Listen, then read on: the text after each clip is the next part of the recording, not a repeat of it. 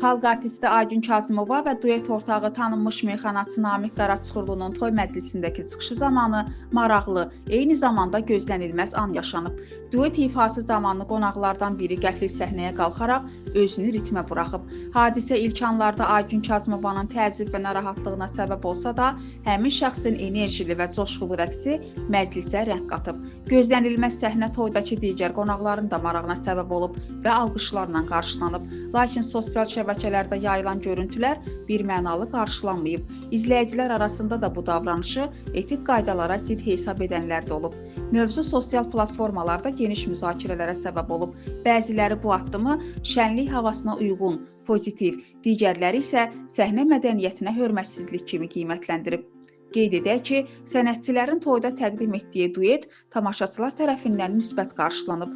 Aygün Kazımova və Namiq Qaraçuxurlunun birlikdə ifası sosial şəbəkələrdə minlərlə baxış toplayıb. Hüsniyyə Salmanova, Bu Gün TV.